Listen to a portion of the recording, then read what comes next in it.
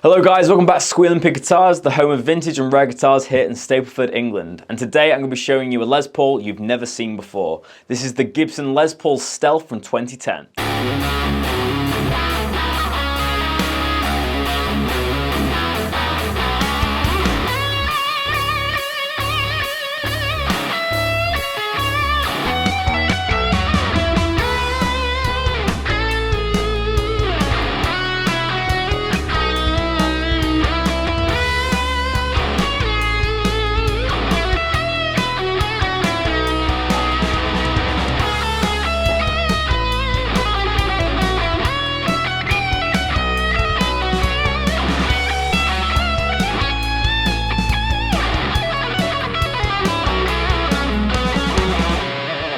So if you don't know already, this guitar was inspired by the Widow series that Gibson came out with, where basically the lacquer of the guitar was coloured the same as the headstock, giving it the Widow name.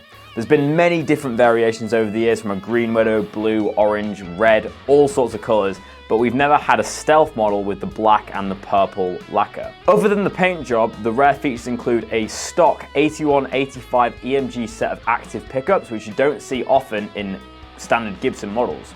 Other models to be known to have the EMGs was the Zakk Wylde signature model, but again, that's been out of production for a long time. As it is a 2010 guitar, we have an ebony fretboard instead of a Richlight fretboard, which is great.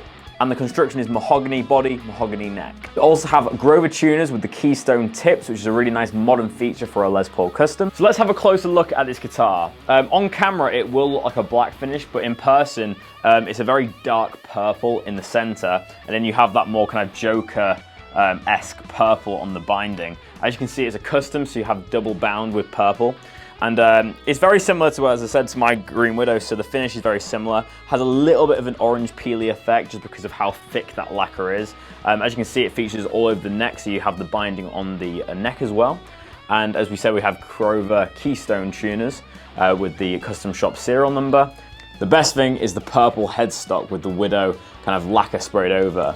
A good way to tell whether your Widow is authentic or not is that Gibson would obviously inlay abalone in here, or mother of pearl, whatever material they use at the time, and you'll see it slightly pops out the lacquer a little bit, so you get lacquer checking around the Gibson logo and the diamond. Obviously this is a guitar that's 13 years old, so you're going to expect a little bit of lacquer checking. If you find little cracks in the finish, that means that it's authentic Gibson.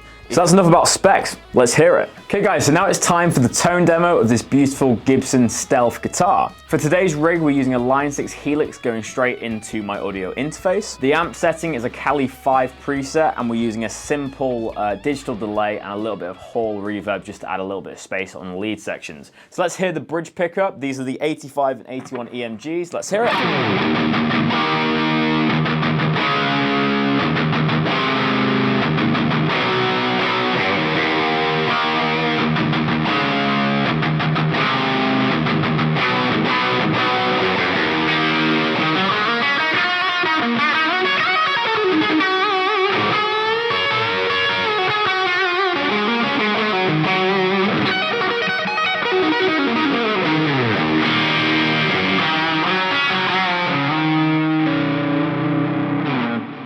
So typically EMGs get quite a bad rap for being too overcompressed and saturated, so I'm just going to roll down the volume a little bit and see how it cleans up on that dirty channel.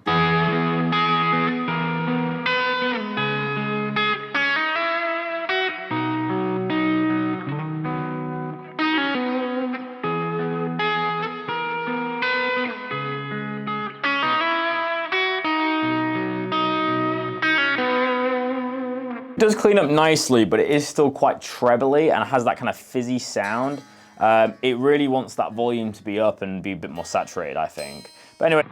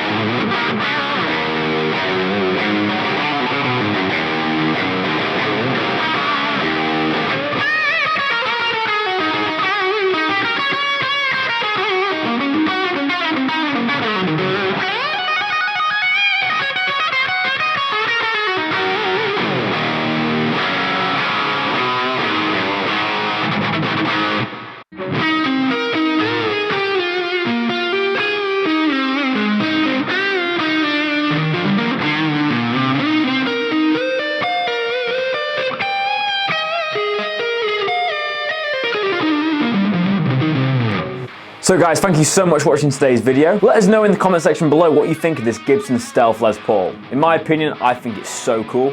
I personally own a Green Widow from this era of Gibson, and I love the eccentric kind of paint job of the lacquer on the Widows. I think it's really cool how the binding is the same color as the headstock, and it's very unique. I thought this guitar was a very good player. The neck is quite thin, so it would definitely be good for like a shredder or someone who's playing more modern styles, and the EMG pickups obviously lend to more of a metal sound.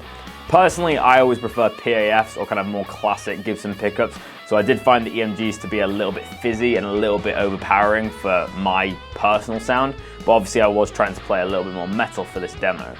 But overall, the sound was awesome, and I think the visual appearance of this guitar wins all day long. But most importantly, let us know what you think down below. Make your opinion known by commenting in the section down below, and make sure you like whilst you're down there, and make sure to subscribe for more content. But thank you so much for watching, guys, and we'll see you in the next Squealing Pig Guitar video.